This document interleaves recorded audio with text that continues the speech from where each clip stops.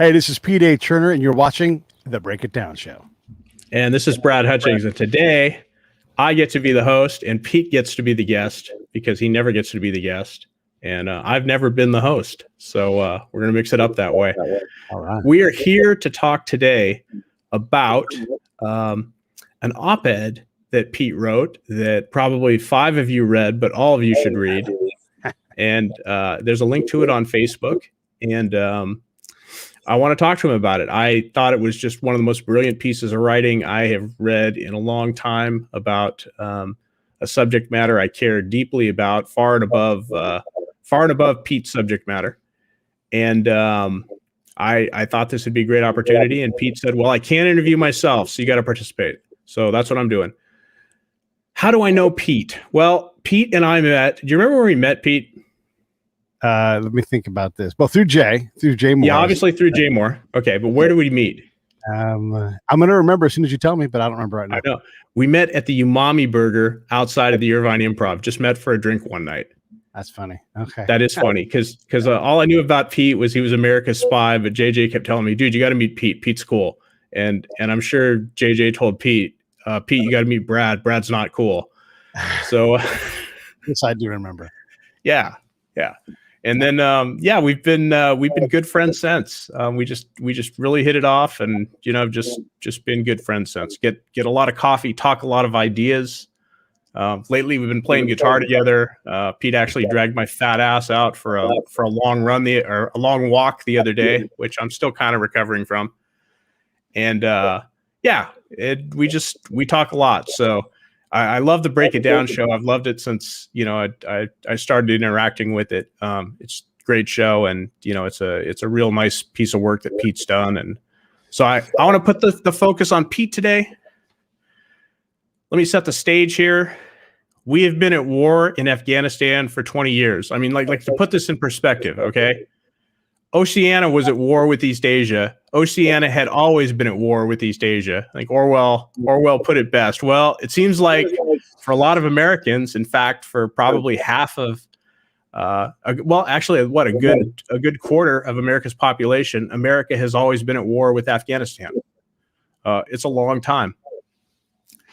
President Trump, when he was still president, set an original deadline for leaving Afghanistan, and that his original deadline was extended to July of 2021, which so far the Biden administration has kept that as a deadline for getting out. We're getting out this month, allegedly.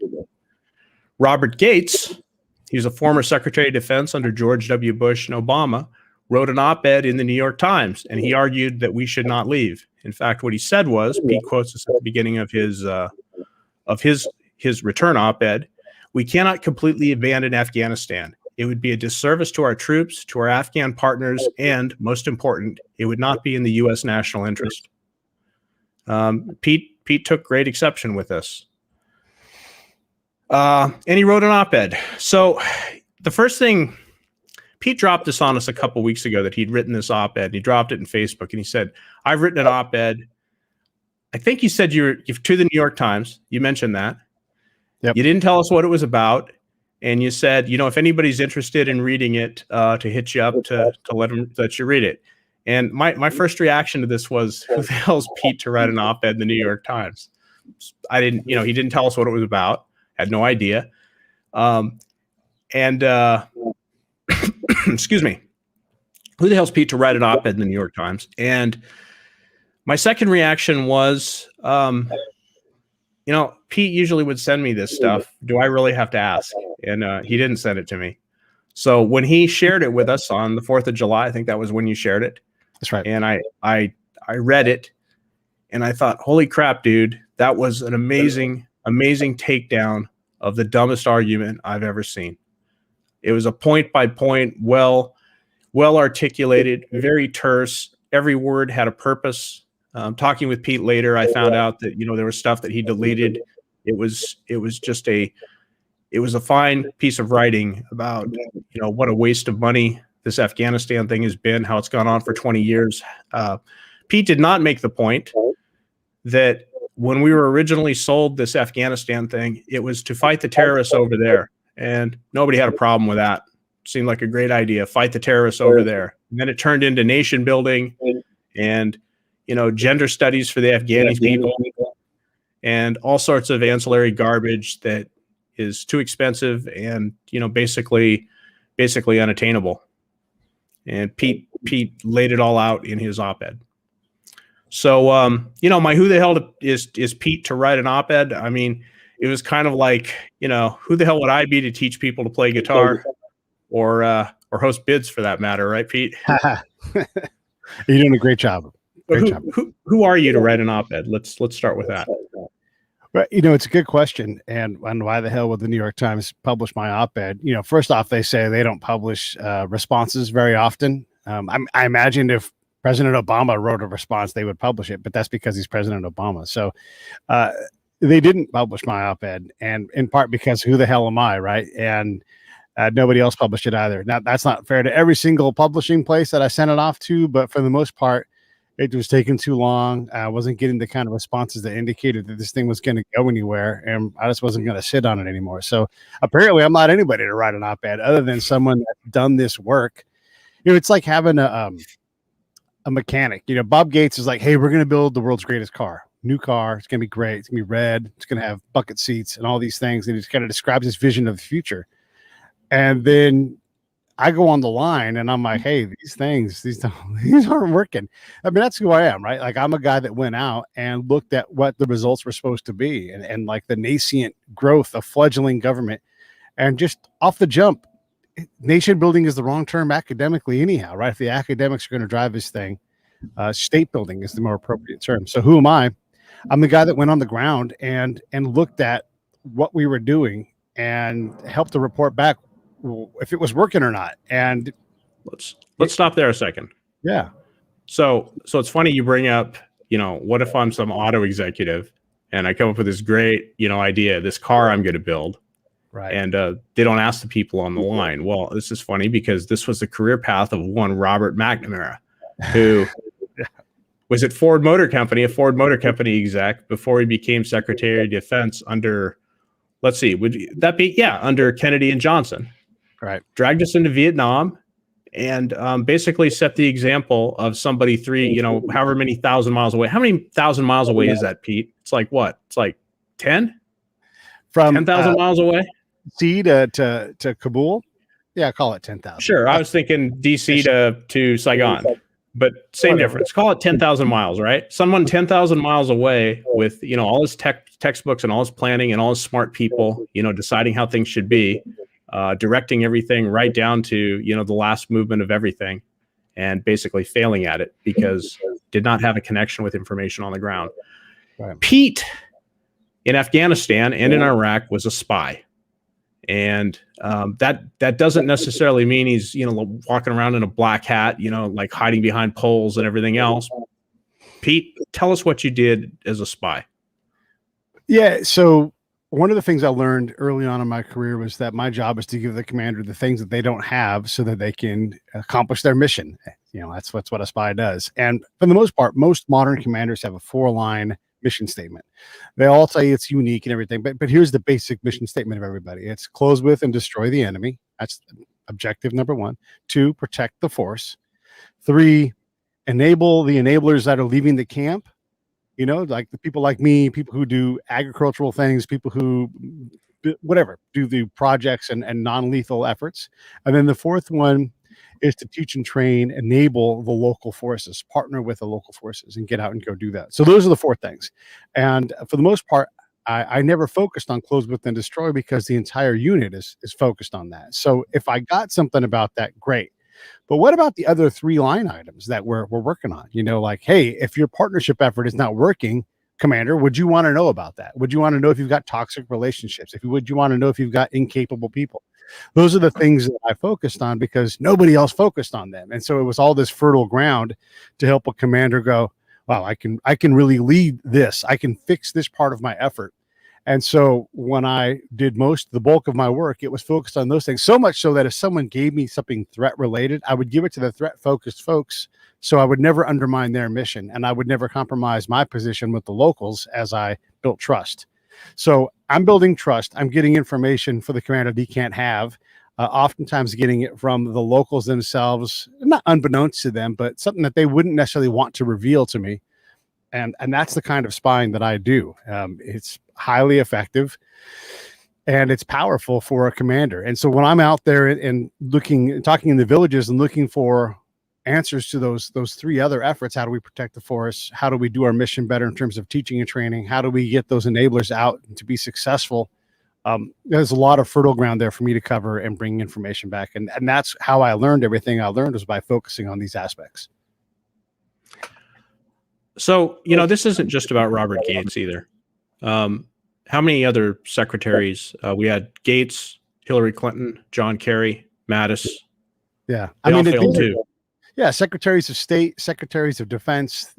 How many commanding generals said we've turned the corner in Afghanistan? And I literally counted at one time, and I stopped counting at 6 corners, because a lot of corners. To even say those words, right? Like if you're a general and you're like, I cannot say the words, we've turned the corner. Secretary Mattis said it. All kinds of generals said this thing, right? And you didn't turn the corner, or you turned it so often you were going in circles. And that's sort of the greater point of that. And so when I look at that, is it unfair for me to say that these folks failed? No, because they were the ones that had the authority, they had the budget, they had all the discretion, they had all the advice from all the think tanks. And what they didn't have was the ground truth. And so they would continue to believe that they were able to do this thing. To this day, apparently, Robert Gates thinks they can get this right. I'm not saying that we couldn't do it. I'm saying that we didn't do it. And because what was the ultimate mission? I mean, what we were sold on is fight the terrorists over there, right? And so, early on, that's exactly what we did. Arguably, maybe we did that all these 20 years, but there was so much more to what the mission became. I can be with a battalion that's focused on, it's an infantry battalion focused on closing with and destroying the enemy, and watch them not kill a single Taliban for months at a time, because the Taliban won't engage. That's not how they fight the fight. And why would they? Why would they mass so that an American unit could go kill them? So they pick their fights. They as soon as we go home, they come out. They work the night, we work the day. And they're much better at it because they can stay and they can hide in plain sight. So we got our asses handed to us for 20 years as well. So sure, did we kill some bad guys? Absolutely. Absolutely. But if you only focused on the military aspect in these state building kind of fights, you are ignoring the social, the cultural, the political, the religious, all the economic, all of these other aspects of the fight, the affect over the effect. If you can't create the affect you want, you cannot win. And so what folks like Secretary Gates, and we'll use him because he's the one that was opening his big mouth, when he says, oh, we just got to spend more money, spend more time. No, we don't. We don't have the capacity to do this. And what I'm saying this is not that we don't have great Americans focused on this and pouring their heart and soul and their careers into this. It's we don't bother to learn how to do this well. And we haven't. We've had time to learn how to do it well, right? And I think one of the things, most powerful notes in this whole piece is towards the end, in the conclusion, and this is 100% true. We've all spent more time learning how to put sunscreen on our bodies than we ever learned how to even use an interpreter. And you think about that, like here's a place where you need an interpreter, and it's complicated language-wise, not because Dari or Pashto are hard, but because what do they speak there, and what does that mean to them? What is their local language? The official government language of Afghanistan is Dari, but go speak that in Pashtunistan and that part of the country, and you won't be relevant, right? And so we haven't even learned how to use an interpreter as an institution. Do we go out and do it anyhow? Yes, but you don't fire your weapon because you just know how to do it. You learn as an institution how to do it. You learn your tactics and techniques, like how to drive a tank. We measure that all the time. Can you drive this tank? Can you put it in the right spot in combat? Can you hit your targets? Great. You're validated to deploy to go talk to people now. And if we don't see a problem with that, I do. It doesn't work. And so you can't prep for something that's going to be combat focused if the primary mission, and Brad, you've heard me ask this question on the Break It Down show all the time, of SEALs especially. Have you fired more bullets or had more conversations in conflict zones? And one exception, there's one person that said the other way. All the rest laughed and said way more conversations than rounds. Yeah. So on your point about learning to use interpreters, I mean, it goes beyond just, learning to use them in the field. We have a big debate going on about whether these Afghani interpreters are going to be, admitted to the United States and can apply for citizenship. Yeah, can migrate here because they're basically dead men walking in Afghanistan. When we leave, these are the first people they're going to round up, the people who collaborated with the Americans. Yes. Yeah, they're going to call him. They're going to kill him. We even have a very specific case of an Afghani interpreter who is here, who may be deported, is being denied citizenship, and may be deported for having, quote, collaborated with the Taliban when he was 9 years old by bringing him a slice of bread at the instruction of his mom. He was perfectly truthful in his citizenship interview, and now it looks like he's going to be deported. How messed up is that? It's really messed up. Let me talk about this for a few minutes. And this is squarely on the Biden administration here. If you're going to have a very permissive policy on the southern border, why on earth would you penalize people to the point of death for working with us? If you live in the Taliban regions, which is a lot of Afghanistan, some areas not, but in a lot of them, you are aligned with the Taliban. You have to be, because if you don't, you die. So to put that on a kid, to put that on a man, look, they don't want, it's just like if you were in, we always love to use Nazis as a bad guy. If you're in Nazi Germany and you're trying to survive because your country's at war, and right now it's the Nazis, then you just let these think that you're on their side. And the moment you get a better deal, you change your allegiance. This is not a shock to hear this. Yeah. So of course we always did this. Look, we put people in a box, a Taliban box, right? We would assess them as being aligned with the Taliban, and we would put it on this little report card that we could all read. I'm going to read about Brad Hutchings. Oh, he's aligned with the Taliban. That will never, ever, ever change. No one will have the guts to go, I've met Brad. I've talked with him on in for hours. Nothing I've ever said has been about the Taliban with him. He, to my knowledge, has nothing going on with them at all anymore. Well, wait, except there is the T-shirt I'm going to make, which is going to say, I've been aligned with the Taliban. Just because you gave me a great T-shirt idea there, Pete. But this is the idea of, like, you're never allowed to not be aligned with the Taliban. I met a counterintelligence team. This is what I was, counterintelligence agent. And I was there in part to support their mission. This is in Afghanistan, a very dangerous part of Afghanistan. And these guys were going around camp, putting people through like a lie detector type test and assessing them.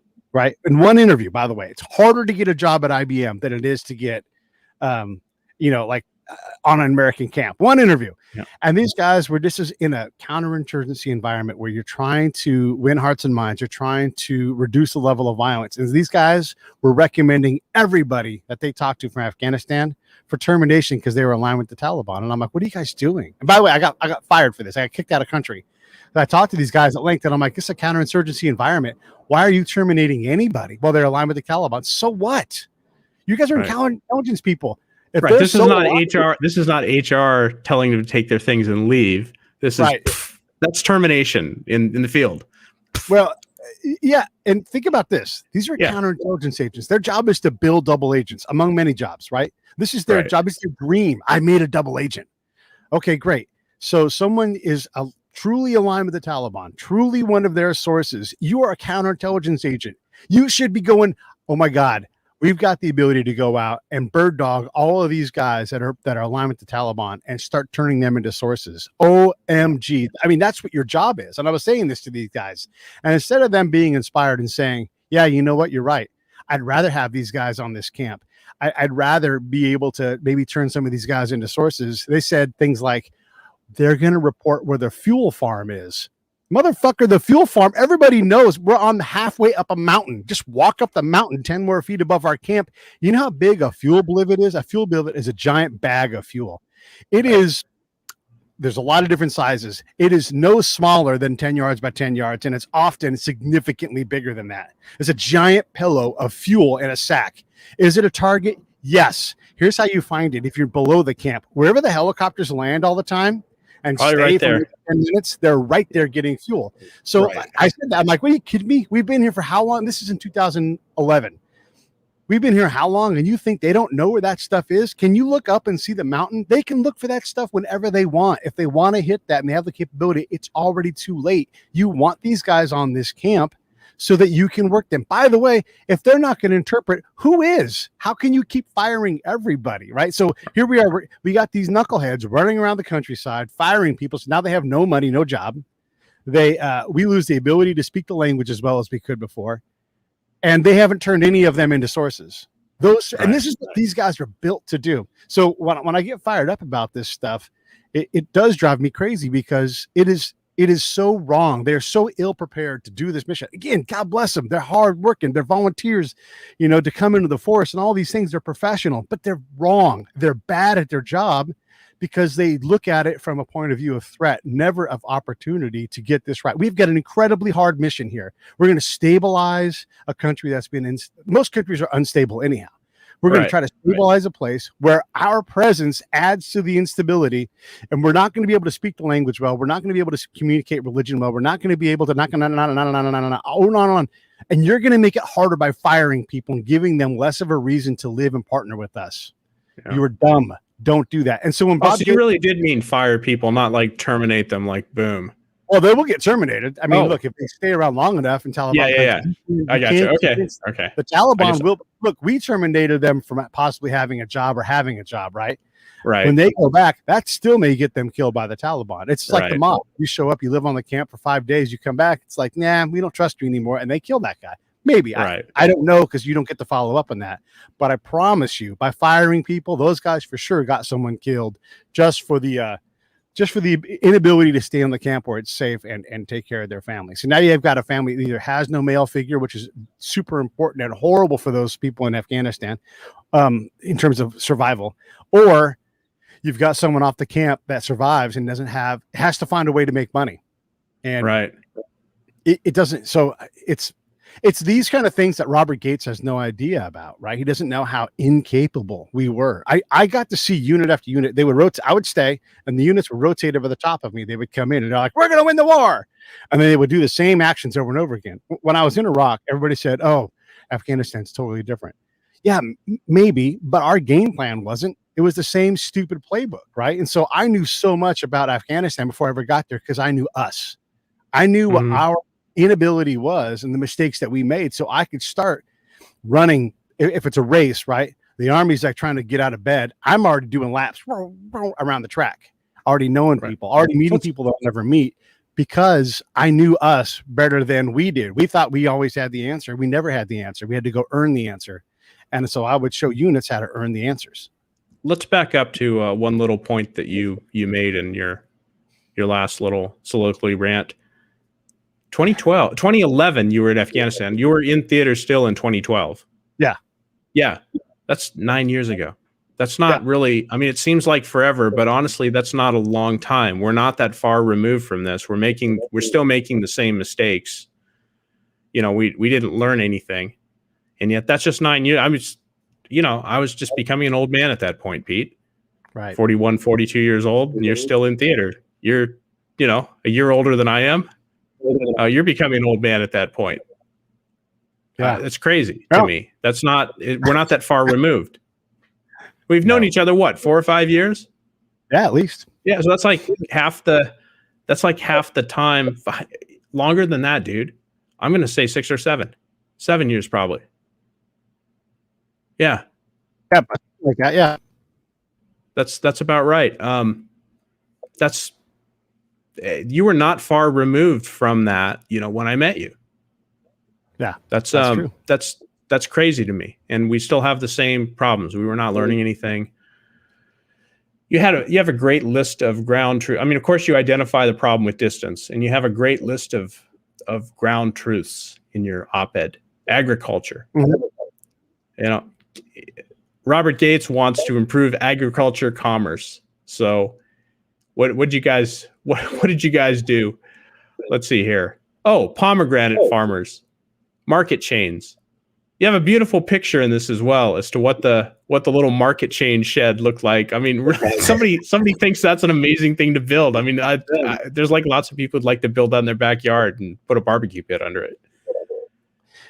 Well, yeah, I mean, that was one of the jokes. So, and a lot of this work I did with Rich for the Day, right? And one of the things I knew early on was that we suck at ag. I learned that in Iraq. Like, we had these absolutely preposterous situations in our head that if we brought people who are farmers certain things, that they would have to hire day laborers to come in and help them bring in the crop. So I would go out and ask these farmers, like, how much of a yield would you have to have with whatever it is that they raised?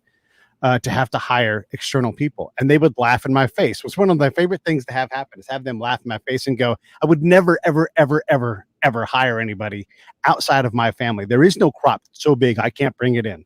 It does not exist.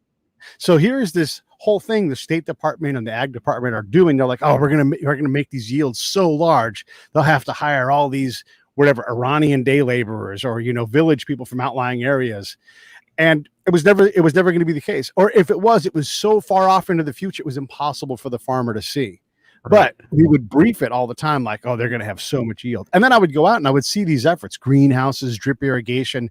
And you would imagine someone that's got, let's say, 10 football fields of active farmland in this one area, right? Who knows how much more, but let's just say a 10 football field area. And they've got drip irrigation from us. And it's an adorable little 40 acre, not even that, 40 yard square foot, 40 square foot square with one tank above it, right? The entire rest of the land is laying fallow as they go, okay, here's your drip irrigation. I'll perform the thing. I'll show you. And you go to the next field over and it's lush and it's full and it's done by them. So how are we increasing yield? You go into these greenhouses. So I have a whole thing on greenhouses. But I looked into this in Iraq and I would ask the locals. And this one farmer broke it down for me. He's like, look, on the ground, I put a ground crop. Right. Above that, I put a fruit tree crop, apples or whatever it is. Above that, I have dates. And I've built this canopy of moisture. It's not a lot, but in the desert, I don't need a lot. And that's how I do that's how I do my greenhouse, is by doing that. And that blew the Americans away when I reported that back. They're like, what are you talking about? That's not what he does. And I'm like, man, you know what? He thinks he does it. Doesn't matter if it's real or not. He thinks it does it, And so we're like, we're going to give people greenhouses. The mayor of this county that I was in said, hey, could you guys stop giving those things out? Because people line out outside of my door complaining about it. Either they want one, they're complaining about someone having one, or someone, he wants another one. And I spend my entire day dealing with all of these people. You're causing my ability to be a governor to go down. And it was true. So I wrote about these. I called them, l'orangeries. People have these orangeries. And the thing is they don't yield a bigger crop. And so I was talking to this is a gig on my buddy Peter Van Buren, because he got mad at me when we were in theater together. And if you know Peter's work, you'll understand. And Peter's a friend, so I can say this. He was talking about these greenhouses. This is before like his light went all the way on. And to his credit, my light was not all the way on yet either. And I said, well, I'll go out and look into this. And so I was looking around trying to learn about greenhouses. And then as I'm taking off to leave, I take this incredible picture of all the farmland below me, and it's covered in plastic because they already know how to do greenhouse things. They just do it by covering their crops in plastic. And it was miles and miles and miles and miles of not our greenhouses. The rest of it caused social breakdown and instability because we would inject this capability that wasn't even relevant into this space. So when I say these things about ag teams, I know it's kind of a long thing, but it's a big answer, right? So when I say these things, it's coming from a lot of knowledge of watching us get this wrong. So I start with the premise of we're already getting this wrong. What do we actually know? And so I ask a major. This is a person with over 10 years in the military, and this guy is a farmer, right? And I say, so what is the market chain? And he's like, I don't know. And I'm like, well, I actually said, why are you fucking with it? And he's like, because that's my orders. My orders to come in here and do that, mess with it. And I'm like, okay, but they have a market chain already. You should understand what it is before you go to change it. And so the pomegranate farmers did have wholesalers. And so let's go to these collection centers. The collection center was there so that a farmer or a group of farmers could bring their crops into this place, and the wholesaler would somehow know that this was the place to go. There's not a sign on the goddamn thing or anything. And they would just sit there all day until some wholesaler showed up. Even though honestly, Pete, the picture you posted, if you hung some tarps on the front and you installed a few urinals, it would make a good outdoor bathroom. I mean, it was like what? One of the things we collected was, what is this going to be? And one guy's like, I'm going to turn it into a shop. Another guy said, it's going to be a bus stop for our buses in town. Yeah, it's not going to be a Big Lots, that's for sure. And think about this. Now, when you brief this thing, right, the ag team's like, we're going to build these 18 collection centers throughout the province. There's going to be one here. And they show the site without one there. Like show a picture of dirt. There's going to be right here. And then there'll be one here. And this is really going to improve the other. No, it's not. Matter of fact, you didn't ask anybody to do this. You didn't ask anybody's permission. You're just going to dump a bunch of cinder block on the ground. So whenever I found out where one was going to be, Rich and I would try to get to that spot because I was dying to ask the governor, hey, governor, what's that? And then the governor back, I haven't got the first fucking clue. I don't know what that is. I have no idea why that stuff is there. No one's asked me about it. I'm like, would it make you mad if they had picked a piece of land and they were just, of course it makes me mad, you know? And I would ask all these, granted they're leading questions, but I'm telling this story because we would never even ask permission. We would put this thing there. And I guarantee you that having been in Iraq in almost 10 or Afghanistan almost 10 years, not a single one of those things is being used to display crops because they already had a system for that. And it was frankly a better system than some stupid shack. You know, Yeah. who wants to sit in a metal roofed shed in a place where it's 115 degrees in October? Right. You know, come on. That's dumb. By the way, the wholesalers come and they either buy the entire crop. They go, I see how much we've done business for 25 years, right? Right. I'm going to come and buy the whole crop, or I'm going to come and buy these 15 trees. Or can you bring me? And here's the other thing. I always wanted to set up co-ops. Can you bring me however many tons of pomegranates to the market and we'll do a deal there. And so what the farmers would do is they would get together, they would co-op, and they would rent a big truck for all the people that wanted pomegranates delivered to a certain spot. They would bring in the crop themselves, maybe put it in their own minivan and drive it. I've seen a picture of a minivan, Brad, with 2,000 pomegranates in it. And I mean up to the top. Like the dude is driving in like a little cocoon of pomegranates all the way through the entire And it doesn't have the minivan doesn't have a max fill line or anything. No, right? No, not at all. It has this is 100% true. It has goats ratchet strapped to the top, living goats going. Ah! That is what farmers do in Afghanistan. And until you understand that, you have no business changing it, right? And so when Robert Gates says we can do a better job, well, you didn't with agriculture, and it's real simple with those guys. It's real simple. Let's talk about an example you put in your editorial here, and this was grape growing. Yeah. And what did we do here? We encourage grape growers to use trellises to increase yield because, you know, I mean, every American knows grapes got to grow on a trellis for sure. What was the reaction of the farmers? Why didn't they like that? Well, there's a couple of reasons. One, it wasn't the way they did it, right? Right. And the way they did it turned out yielded grapes. We think that it yields more on a trellis, and maybe even the farmers agree, maybe they don't. But the real problem is that once you do that, it ties you to the Americans. And in a place where there's not enough security and stability, that means that the Taliban can come and lean on you, kill you, abduct you, kidnap you. It draws attention to you that you are partnered with the Americans. And that is not something that farmers want to have tied to them. So one of the things I had to do for one of the commanders, like, help me figure out why they won't take our help.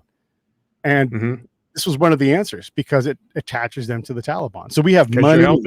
Right. We have micro loan programs. And if these guys accepted that without Taliban buy-in, because the Taliban really ran the area, then you would expose yourself to harm. Or they would take that money that we gave them to start a laundromat or whatever crazy thing that we were paying for.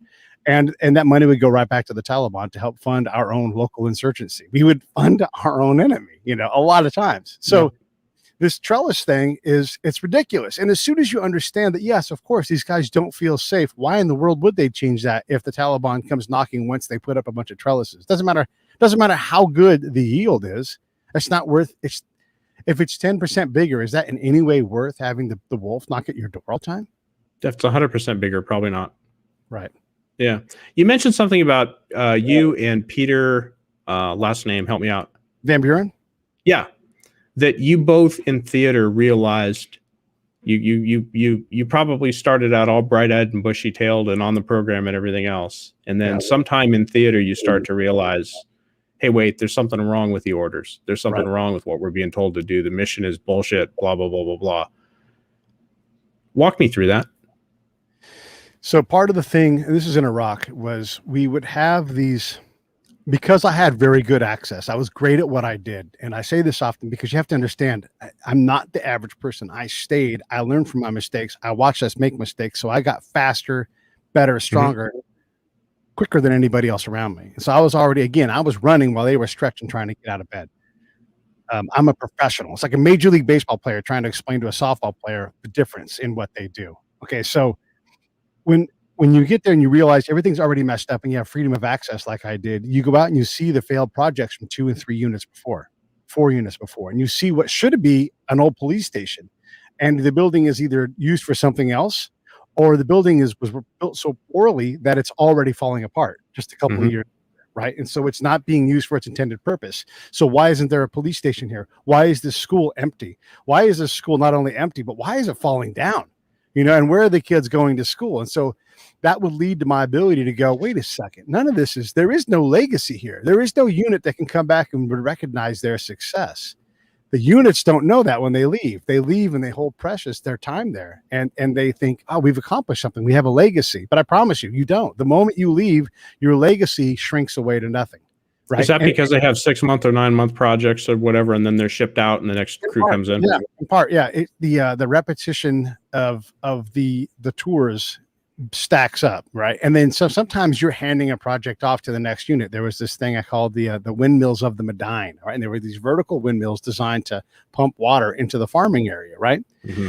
And I was there long enough to understand that this was a multi-commander problem, right? I was able to talk to these commanders, and the last commander I got him to give it up because they won't do it easily. I'm like, you have to give this up. This is a waste of your time. Why is it a waste of my time? Well, you're the third commander in a row stuck at the same point. The guy who went crawfish on the deal in Scotland, he ain't coming back. Also, by the way, and I had to keep gathering information because it was never enough, just because it was hard to do. These commanders would dig their heels in and they would, I'm going to get these things built, God damn it. Right? Because that led to victory, and it was like about ego and commanding. Like, hey, by the way, I talked to the guy whose house is right there where the windmills are, and I said, what about these windmills? And he's like, I don't know, don't care. Like, well, how do you guys get water inland? Keep in mind, I've already talked to all the farmers down the line where the water would go. And he's like, I've got a Chevy 350 water pump motor, and I pump it on. I turn it on these days, and if someone needs more water, they come, they give me a little money. I give them a little more water. I'm like, is that legitimate? Should you be doing that? And he's like, look, nobody's got enough money. Those guys want a crop. They'll give me money. And that's what I'm the guy with the motor. I'm the guy with the access. I pump water. I do what I'm supposed to do. And if they want more, they pay me for it. Mm-hmm. Sounds pretty fair to me. So you take that back. How service works. Right. You take that back to the commander. And I'm like, by the way, the yield for these pumps is X. The yield for the Chevy 350 motor pump, it's like X plus a sideways 8, like more. Right. Massive. Right. Plus you can buy replacement parts on, out of a catalog. You don't need some Scottish guy to come down and deal with this problem for you. Right. And so these are the things, Brad, that we would have these multi-tour problems as well as these short-term things. So we would come out 100% true, this story, right? We had a guy contracted to build a park in Iraq. We took pictures of the area ahead of time. We're going to show him. We're going to make sure he builds a park. And I don't know what the hell a park is in Iraq, but I know what it is in the States. Swing set, slide, maybe some bark on the ground. And the guy comes back, asks for his money. We pay him his money. And then we go out and take a picture of the park. And it is literally exactly the same, if not had more trash in it. Like he basically did nothing. And we paid him for it. I mean, did it have goals for a soccer pitch, though? No, not even that. That's cheating. That's cheating. Yeah. Or was this Afghanistan or Iraq? This was in Iraq, but I'm sure the same thing happened in Afghanistan because Afghanistan it would be Buskaki. That's where they. Yeah, maybe. Yeah. I never saw anybody play that. And actually, I would ask them what games they played, just out of curiosity. They're not into that. And look, in certain parts of Afghanistan, maybe, right? I didn't see horses that you could even ride where I was. There's not that much flat ground. Just to lay it all out. I mean, allegedly, according to this movie, this documentary, the Buskaki Boys or whatever it was called, that some of us were just very obsessed with a decade ago. They'd ride around their horses and basically play polo with a goat's head. Yeah. And then here's the thing that is so pervasive. People lock onto that so much that I was asking these guys, like, what kind of games they played. They're like, oh, there's this game we play with horses. And I'm like, is it this game? And they go, no, we don't play that around here. And I'm like, disgusting. I don't know, man. And then they would describe to me the game, and I couldn't understand it. And they couldn't show me because it wasn't something they were ready to do right. But I would bring this back and they'd say, oh, you mean Buskaki or whatever that thing is called. And I would say, no, I specifically don't mean that. And that's why I wrote that in the report. They're like, no, you mean that game. That's the game we're talking about. And I'm like, absolutely not.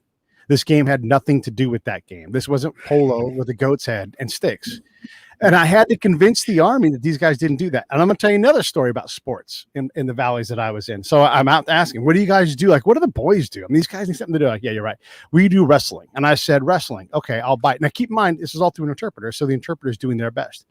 And they said, okay, well, we're in a town called Div Khana. Okay, and this is how legit this is. And they say, oh, we got the kid who's like the local champion. And I'm like, oh, this is awesome. Can you guys do a demonstration? Like, we'd love to. I mean, look, we're asking them about their stuff. And so they bring out these two young guys. And it's kind of like sumo, except for they're grabbing each other's belts, sort of, right? And they're trying to shove the other person out of the area. And so they're just kind of using like a hug and a shove. And it's a wrestling that we would all recognize and maybe have a specific name for it. But this was nothing more than that. Just two dudes and some dirt in a circle, right? And I brought this back to the Army, and they're like, "Oh, we can do something with this. We'll start an academy for wrestlers." And, and I would get excited about these things too. And I'm like, yeah. And I'm like, but by the way, let's not do any of that, because they didn't ask us to do that. They just had a couple of kids to show. And so I titled the report, the Crippler of Divkhana, and I wanted them to see how everybody got so excited and they can't be there. And it's funny to call a little kid the Crippler, but that was the thing, was like they had their own thing for it. We didn't need to do anything with it. If anything, we can say we'd love to learn more about it. We'd love to maybe write a story about it. We'd love to see more of it. We want to see more normal things. That's the only thing we would need to do, and just say within the governor, like, how do we make this? But we never do that. We always take these things and try to use it to our advantage. We did the same thing with religion. I mean, everything. Like, how do we turn this into, how do we weaponize religion? And it's embarrassing. Right. So when Paul Gates says, or even worse, how do we turn religion into an iPhone? How do we sell, how do I sell a billion units of it? And it just doesn't need a billion units. Who's giving negative sermons? Right. If that's the only thing you're focused on, how about every major tribal decision has a religious elder there who's signing off and legitimizing that decision? And if you don't see that person in your American created meeting, then you don't have a legitimate decision. Even if you see that person there because you take Pete's advice and you go get a religious leader, it does not mean that you've got an actual decision. You might have a performance of a decision. And so until you can verify that that decision has actually happened and these guys are on board, then you won't have anything. But instead we would we're gonna study and weaponize and attack churches, mosques. And it doesn't work like that. Sometimes a mosque is just a dude in the backyard praying to himself, and that's his mosque, because there isn't a reliable one there, right? One of the things that was apparent early on in the Afghanistan war, just watching, mainstream news, was there was sort of the early foray into turning into a nation building mission was making sure that the kids got to schools. And everybody who did a report on it on the news would say, yes, we're getting more and more kids into schools. Okay, what kind of school? That's great. They're learning math. Maybe they're learning critical race theory. Maybe they're learning something legitimate, right? And I say that tongue in cheek, but no, they're in these madrasas where they're basically learning to hate America. They all want to be the next generation. They all want to be the next generation of pilots who don't learn how to land. That sort of thing. It's what, and that was seen as. I mean, that was the mainstream view of that in 2003, 2004. And did it ever improve? No, it was never real. Right. So here's the thing is when you see this again, I'm running, they're stretching. And so the unit goes out, they get a tasking from somewhere. How many kids are in school? And here's how little we know. And this is true to this instant right now. Mm-hmm. Nobody knows how many schools are there, and that's the best they can do is go, we don't know. And so all the time, well, don't they have an Afghani Department of Education, Pete? Come on, sure, now. Of course they do, right?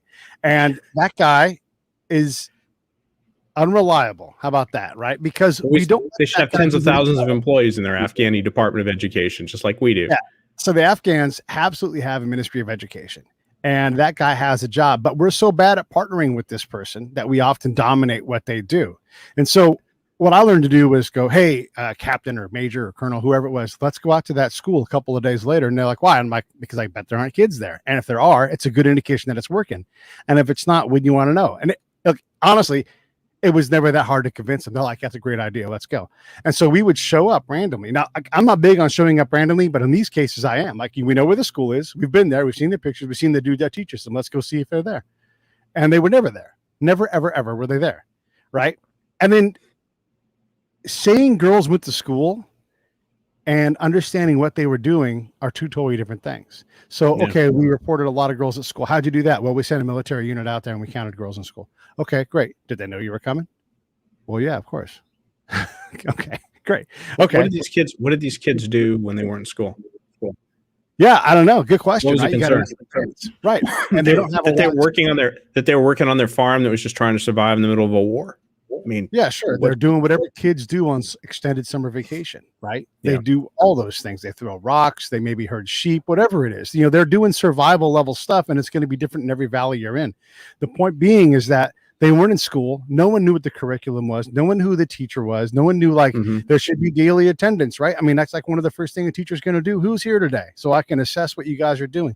Those things, Brad, they don't have those records. So this is what would happen. Every single unit would come and they would say, hey, Pete and your team, how many schools are in this district? And that would be their official request. And I would send my response back up is ask the partner, the American partner, to ask his partner. Ask because I'm not the partner, right? I'm an augmentee. And so that captain would have to go over to the governor and say, how many schools are in the area? And then he'd be like, I don't know.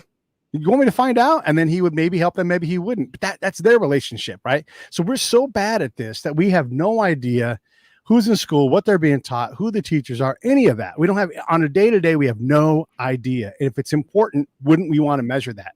But we never reported. We never reported that back. We had numbers to report back. Obviously, where do those come from? They just make them up? No, I mean, they go out to the school and then the Afghans or the Iraqis, whoever it is, right? They herd a bunch of kids into school.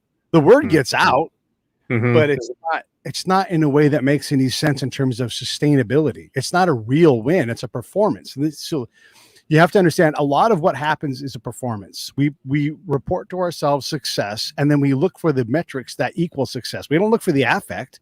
We don't. So Rich and I went out and studied education. A lot of kids were learning how to read via a radio literacy program. And usually these things didn't work. And so when they did work, like all these kind of programs, not just radio literacy, but any of these kind of programs that we cooked up.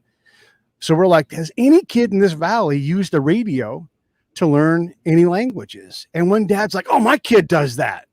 Like, we will give you a soccer ball if you can bring your kid over here in a couple hours. Whenever you think it's safe to do so, you let us know. We'll come right back out. And this is not very far from the camp. And we would love to talk to him. Is that okay? And they're like, yeah, that'd be great. He'd be so proud. I'm so proud of him. He's learning how to read and write. And so sure enough, this kid comes back and we're like, can we borrow your book for a couple of days? We'll give you like whatever you need here. Take a pic of all this stuff. Matter of fact, take all of it. Right. And so we take the book and we go through the book and we look and like, this kid's really doing lessons. You see him start with bad handwriting and he's learned from the radio. He's learning how to read and write. Not all the kids, but especially this one kid was. And so it kind of was working. And it was an area where we could start to link people to the government and say, hey, your government is trying to help you do this. Come to them for resources. And maybe your kid will learn to read and write. Let's talk about this kid's lesson. Let's put this out there so people can see it. Obviously in a safe way, because you don't want to, tie them to the Taliban. But there's ways to deal with that too. By the way, here's one way to deal with that, right? When you're talking about education, whatever it is, you use their stuff against them, right? And so you make the school, you call it the Mullah Omar school. And now it's like sacred because they're not going to do anything that harms the name Mullah Omar, or you let the people name the school. What should the school be named? We love to name the school for them. No. You guys get together. We're going to sit in the back wall. What do you guys want to name this school? How many kids are going to be there every day? What do you guys think is possible here? And work from that starting point instead of just saying there's 350,000 girls in school today, right now, not 2 days. And they're not there. And talk about books. Talk about books, Pete. You put this in the article as well. The ultimate responsibility for delivering books. Right. And as we were studying education, one of the things we figured out, and this was through a lot of meetings that the Army wasn't able to build, right? They needed a guy like me and Rich there to make this happen because we were able to do things outside of the Army machine. And so I built trust, established testable trust. And I said, hey, Governor, here's what we're going to work on next. It would be great if you could help me meet some people who are influential that are, because you guys are all desperate about education. Let's figure this out. And one of the things he said was female education is my number one priority. And then he proceeded to list 5 categories before that were more important, right? And that doesn't make sense until you hear him explain it.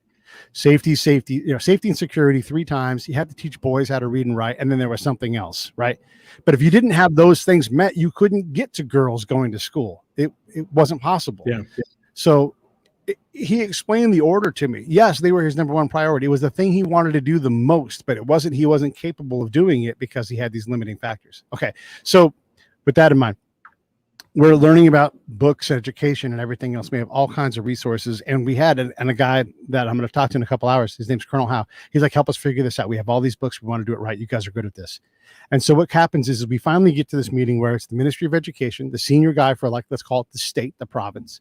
We have two very senior family elders who are able to speak for other family elders. And then particularly in this one region that we were in. And then we had a religious elder there. And we didn't ask this guy to come. We didn't expect him to come. He just showed up. So we know that we got a good Afghan-based thing. And we worked on their schedule. When do you want us? Where do you want us? And if they said at their office, we went to their office. If the Army dropped us off and left, that was great. And we said to them, it's important for us that you guys feel safe and that we don't expose you to any kind of harm. As long as you guys think you can keep us safe, we'll go wherever you want and whatever times and everything else. We completely put our faith in their ability to do this, and they were desperate to get it right. And basically, they came down with the word and they said, it is inappropriate for you guys to ever bring books directly to the schools or to the kids. You should never, ever, ever bring books directly to me at the Ministry of Education. That's dangerous for me. Don't do that. I have trucks. I will come get them at a time when it's safe for me to do it. I will contact you. I'll work with your schedule, but I'm going to come to your camp where I come all the time, and I'm going to grab those books and I will distribute it. And then the family elders are like, that's exactly right.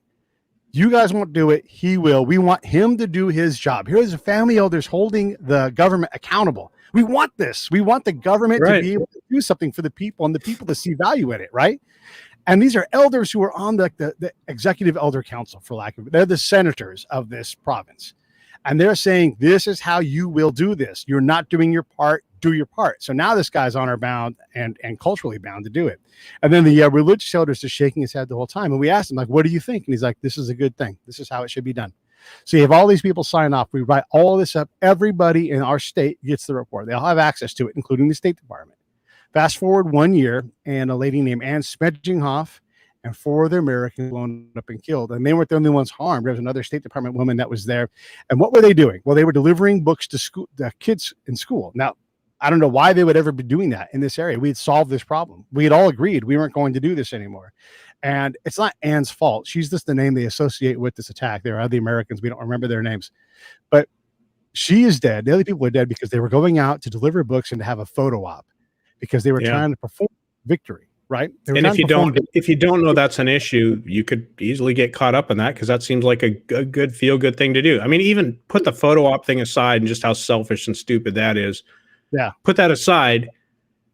Showing up with books to a school, I mean, you know, maybe some apple pie, maybe some. Do that here. Do that in the United States. You're a hero. I'm saying show up in as a foreign entity. Have China show up with a bunch of books. For us. Right. Yeah, that's not a very good look. But I mean, we kind of like that here. You know, that's kind of how we do business. Is you donate something, show up, and not just take credit, but like express your generosity. I mean, that's expected here. But now put them in there and make them American. It just doesn't. It doesn't work there, right? Maybe it works. Maybe it doesn't. I would say it doesn't. I would say parents would be pissed. Somebody certainly didn't get the memo. Yeah, and the thing is, they may have died that day no matter what they were doing, but they shouldn't have been outside the camp doing that. They shouldn't have been on foot walking around delivering books because it's wholly inappropriate, and we knew better, right? And so when you start acting like that, because this wasn't the first time they did this after we left, they did continue to do those things. Whatever. So is that a lack of institutional memory? I mean, is that because you're rotated around that people just forget these important details? No, there's a guy who was there.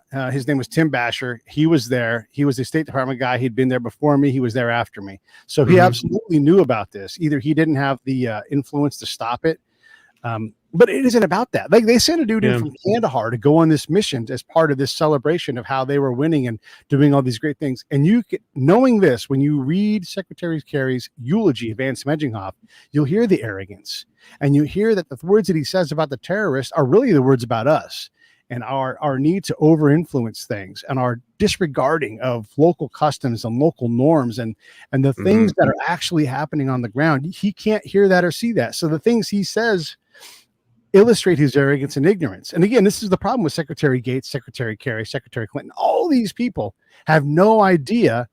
And a guy like me can talk all day long, talk for almost an hour right now, right? And they don't care. They'll never listen. They won't believe me. But the reality is that they can't make a win show up. They can't do it. I can go out all day long. You tell me any program and I'll be like, here's why this doesn't work. over and over again. Yeah, you're teaching and training these guys. Great. Okay, we had a judge in our province. It's like a state-sized government thing. How come you're not hearing cases? Well, none are brought before me. I don't know how you guys do it in America, but here a judge has cases brought before them. So when they bring me a case, even though I don't have any furniture and I just have a room for a court, I'll hear it.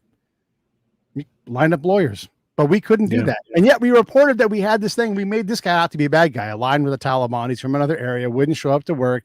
And he's like, I'll show up to work when there's work to do. By the way, the rule of law guy, an American contractor lawyer, right, who's there to work on rule of law, that guy promised me a gun. I don't feel safer because none of these people are my people. So I stay here as long as I can. And then my partner rotates out and he stays here as long as he can. We hate it here. I don't feel safer. These aren't my people. And so then Rich and I go to the chief of police, the P-cop, and he's got people lined up outside his door. And so we talk to these guys. What are you here for? My kid, it's on all the same stories, like with dads. My kid did this dumb thing. My kid killed this person. My kid got in a fight. My kid stabbed somebody. My kid. How come you're not going to court? Are you kidding me? No. We go to the P-cop. He takes care of this. So you have the police chief handling things in a tribal fashion. That is their rule of law. He was the guy. So it was working. It just didn't work as we designed it. And so instead of realizing that, we just continue to brief that this judge was a piece of crap. But the reality is that we did not have the capacity to build an active court system. Same thing was true in Iraq. How come you guys aren't going to court? We don't know what's going to happen there. It's too just. We may not get what we want. We know what we'll get out of the civil court here in Iraq, privately in the tribes. We know what we'll get. We can handle that. We don't like it either. We hate that we're in the situation. But if we go there and we lose, can't handle that. And so they rejected the courts outright. Let's end this thing on, could be a downer, could be an upper. Yeah. I don't know. I'm going to get your thoughts on it because we haven't talked about this. Let's say that we actually manage to leave Afghanistan this month, like we had planned to do. Yeah. And that means leaving no advisors behind, leaving no troops behind, leaving no assets behind. We just cut and we leave like we're supposed to do. What happens then? Okay, it's already happening, and we're terrible at this. I wrote a paper, and it's up here. The link is up on the screen. It's called Transition Operations. It's a conversation with 29 articles, and I've got two other co-authors on this thing. One of them is Rich. We are sucky partners, and routinely, remember, I've been there when we've closed areas down. Everybody knows we're leaving, but we don't know the date, and so we're such good partners that we just poof disappeared. It happened just the other day. We left Bagram Airfield. Poof, disappeared. Didn't tell the person there. So one of the things that I would do whenever we were going to leave is I would go to the partner. I would say, "What do you need, man?" Because and I don't know what date is going to be, but one of these days in the very near future, and I'm talking weeks, not months, we're leaving and never coming back. What do you need? And you would see a look of terror on their face. They're like, "What are you talking about? You're leaving?" I'm like, "We're leaving." Because even though you're providing, a whole bunch of weird instability, there is a stability with your presence that, it's obviously when it goes away, it's going to go away. One of the most powerful things I learned, and again, it's kind of a pun, but I don't mean it to be. The guy's like, electricity. I need that generator right over there. Not the multi-million-dollar truck trailer generator, the simple one. Another one of those Chevy 350 motors that was a generator. It's like, I need that and some fuel. And I'm like, that should be easy to do. I don't know. I'll ask. It's not up to me, but if that's what you need, what else do you need? And they would make this list. And then the guy said to me, "How long would your government run with that in electricity?" And I'm like, 8 minutes tops. And it would start to crumble if we had no electricity. And I don't mean like the electricity's out. I mean, no electricity. Right. No chance of bringing it back. It'd be Lord of the Flies in 8 minutes for sure. Yeah. Right. And so this is the point. It's like, we just go poof and disappear. And expect there to be some kind of transition. We talk about, we can't abandon our allies. Well, we just did in Bagram. Yeah. Right? We didn't tell these guys we were leaving. We didn't build a bridge. We've known we were going to leave in July for a long time. We've been planning to leave, but we didn't plan to transition that power completely to that person. And if they want something and it's there, for God's sakes, just give it to them. Well, they'll sell it and they'll make money and leave to them. Who cares? You'll leave them with a nice impression, a nice thought. Yeah, right. Yeah. You're not going to control what happens the moment you're leaving, right? So don't take the thing that who can lead without any kind of electricity, without any kind of water, without any kind of suit? All these things. Why are we talking about potable water? 20 plus years later. Like we should be able to deal with these things. And if you bring potable water, Brad, it's a circuit, it's a system. You have to get rid of the non-potable water, right? We never talk about that. And so now you're bringing cholera and disease and all kinds of waterborne things. So this is the reason why we can't stay, is because people like Secretary Gates don't understand. It's not about NGOs. They're just as bad at this as we are. They come in with the preconceived notions. They try to solve problems without understanding. Look, you can't presume to improve the condition of something without taking the time to be bothered to understand the condition of it. You just come in and say you need. And if that understanding doesn't match your previous understanding, adapting your understanding to match what's on the ground. You have to do that. You can't just go to understand and then just ignore what you understand. Right. So if we're going to stay in these circumstances, and if we're going to go to other places, look, it didn't work in Afghanistan, and it's going to be horrible, and we have to own the human atrocity that we just created. I mean, that's going to happen. And I'm not saying that we shouldn't have gone. I'm not saying that it wasn't possible. What I'm saying is we refused as institutions to improve to the point where there was a reliable path. And there was a bigger plan there. President Bush writes this out in decision points. There was an overall plan that was going to happen. It sounded great. Again, this is the part where it breaks down. You've got this great plan. Academics have talked about it. This is how you do it. And we didn't do it. You got to implement it. Yeah. Right.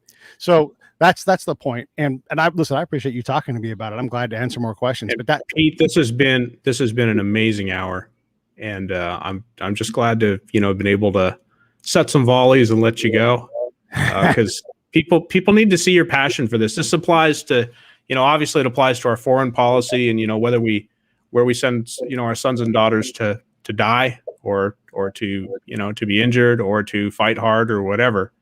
But it's also pretty applicable across, a lot of endeavors, just knowing the facts on the ground, kind of important, kind of a thing.